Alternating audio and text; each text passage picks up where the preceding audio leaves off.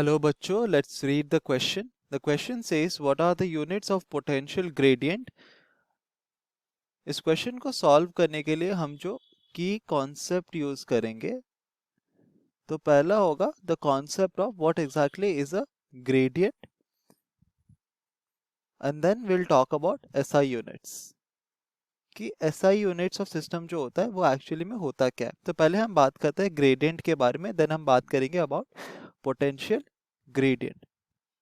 So gradient is a term that is used to define the, तो gradient क्या होता है? It is used to define the rate of change of, तो हम यहाँ पे लिख सकते हैं it is used to define the rate of change of any of the physical quantity as a function of displacement. तो कोई भी अगर हमारे पास एक फिजिकल क्वांटिटी है तो किस तरह से हमारे ये क्वांटिटी चेंज हो रहा है. सो अगर इस क्वांटिटी को हम Q ले तो delta Q as a rate of change of quantity with respect to displacement, so delta Q by delta S, इसको हम बोलते हैं as gradient of the physical quantity. तो अगर हम पोटेंशियल ग्रेडियंट की बात करेंगे, तो अगर हम यहाँ पर पोटेंशियल ग्रेडियंट के बारे में बात करेंगे, तो यहाँ पर हमारा जो फिजिकल टर्म है वो क्या है? पोटेंशियल है.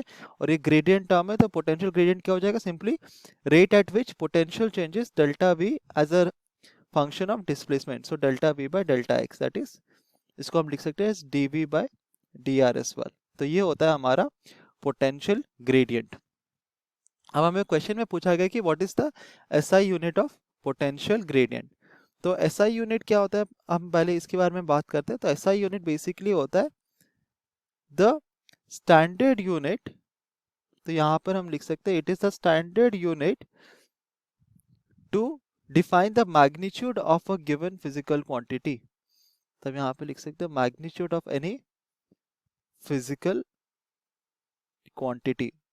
तो अगर हमारे पास कोई फिजिकल क्वांटिटी है, जैसे कि फोर्स हो गया, कि टॉर्क हो गया, कि पोटेंशियल हो गया, तो हर एक फिजिकल क्वांटिटी का जो मैग्नीट्यूड है उसको डिफाइन करने के लिए, कितना मैग्नीट्यूड में वो एग्जिस्ट करता है वो फिजिकल क्वांटिटी, उस मैग्नीट्यूड को डिफाइन करने के लिए हम जो यूनिट यूज करते हैं वो होता है SI unit, and it is the most widely accepted unit of measurement all around the world.